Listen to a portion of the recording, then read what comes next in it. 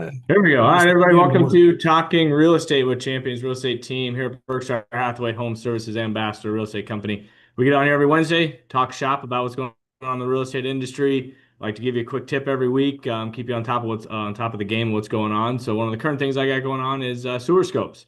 One of the listings I have, basically, we did a sewer scope, and they had a blockage in the line. House was built, I believe, in 1969, 1971, if I'm trying to remember the exact, right around there, 1970. Give it the easy.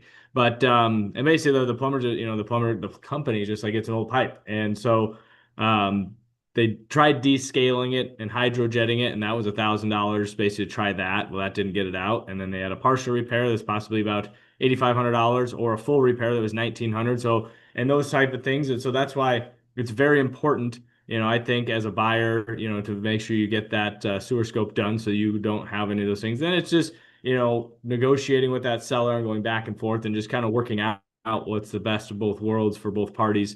In our case, it's worked out well, all things considered. So, but it's one of those things that's our quick tip is, yeah, get a home inspection. I know a lot of home inspectors now are starting to add that service where they have a plumber that they work with come over at the same time that they're doing the inspection, run the scope, and just let you know what you're getting into. And I know before we jumped on here, Russ and I were kind of talking about that, you know, a lot of the houses have these issues. And even just talking to the plumber with this, and he goes, basically all those cast iron pipes are deteriorating over time. And, they're going to have to get, taken care of at some point. So it's just kind of how far can you kick the can down the road? And I was going to look into it, and I didn't have too much time today, but I know MUD offers some kind of an insurance thing. I don't know exactly all the details. I want to get some more information, and maybe next week we can kind of bring that back to you and we kind of get some more information if that is something. I know some of my clients have talked about it. That's like $50 a year or something like that. Or I'm like, if it's that cheap and you got a $8,000, $20,000 thing and it may cover some of that, I don't know. That's what I got to get more information on. But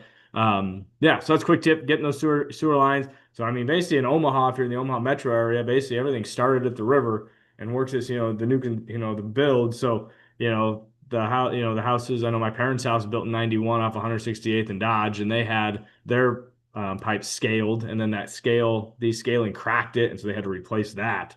So I mean that's a 1991 house. I mean, it doesn't seem like it's that old, but those type of things, those cast iron pipes, and I know now they're using the PVC and some of those other kind of pipes that, hopefully won't deteriorate over time, but who knows in 50 years what that the material is, you never know. So, anyways, let's jump into what's going on in the real estate market here in the last 7 days.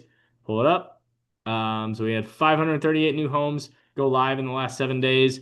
So markets is pretty active, pretty typical for this time of year, like I say. I know last week we did a Thursday one. It was like 700 new listings, but Thursday and Friday are kind of when new listings hit.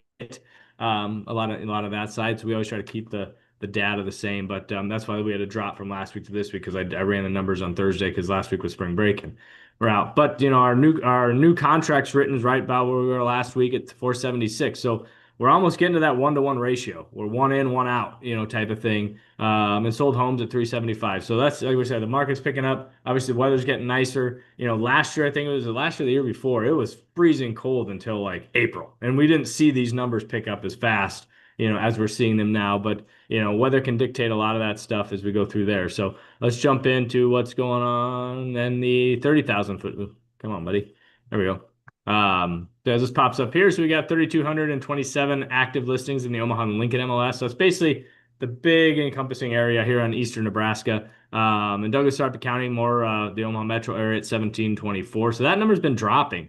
And our existing homes has been dropping. Some homes are coming off the market. And some of those ones that may have been on the market for a month or so, maybe they're pulling them off and then waiting and putting them back on. So those are those tricks of the trade that some agents try to use. But, as a buyer's agent, we look at the listing history and say, oh, they just had this thing listed. And so it's actually been on the market for 60 days rather than 30 days.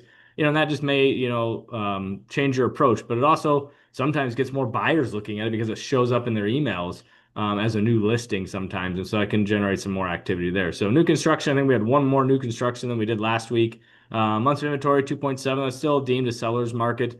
So it just depends on which market sector you're in, what price point you're in. Obviously, those numbers can change in that side. So our average sold price kind of right around that 360, 355 kind of a ballpark there. So yeah, we're still seeing some upward pressure on those prices. Obviously, as we start seeing lower inventory, it's just a simple supply and demand. So let's jump in here with Russ and see what we got going on in the mortgage side. So, how are rates or what? Any new crazy data coming out in your world?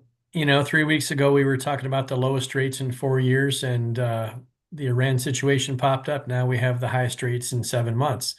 And what's interesting about that is, for example, just this week, the wholesale inflation numbers came out that were twice what expectations were, but they were February's numbers, meaning that was pre-Iran.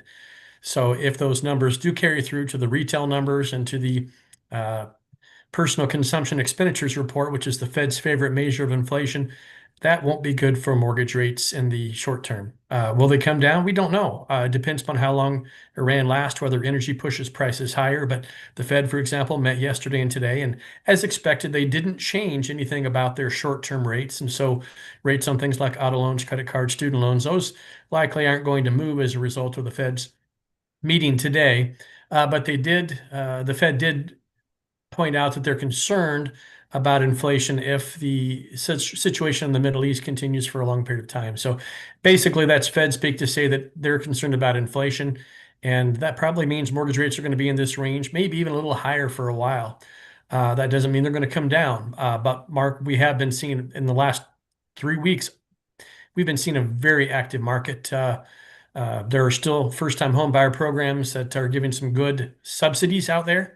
We've seen a lot of multiple offer situations, and so it makes sense if you're thinking about buying your first home or if you're thinking about moving up, get in touch with Mark and his team now, because if that trend continues with multiple offers, that could put some upward pressure on the lower price points and could make homes more expensive if financing rates continue to eke upwards. Yep. Yeah. I mean, it literally comes down to having plays in your playbook, and I think that's what we talk about a lot here. And those that have watched our videos before, appreciate you for watching them. That's one thing that we coach a lot in here is just what plays you have in your playbook, to run, in those multiple offer situations, or even just getting your house ready to market it to the largest amount of people in that side. So, but awesome. Well, that's a good little wrap up here for this, right after the St. Patty's Day. So. We will see everybody next week. Enjoy the weather. If you have any questions, comments, give us a holler. I'd love to chat with you. If there's any topics you want us to cover, we can do a special video rather than just do these market updates. I'm happy to do videos and things like that. I jump on Zoom if you want to do a one-on-one Zoom or meet in person. And I know Russ will do the same, just get you coached up on what you got to do to get going. So even if you're thinking about buying a house in the next year, 6 months, and just kind of, oh, we're kind of doing a little tap dance around it and just kind of just get with us. There's no obligation or anything in that side of it to have to work with us in that side. But my goal is to earn your business and show value in that aspect. I know Russ probably is the same way in that side of it. So that's the way we like to do it. I like to educate. I think it's fun. I don't care what house you buy. I want you to buy the right house for you and the right time. All that fun stuff. So awesome. I will stop yapping and we will see everybody next week and take care.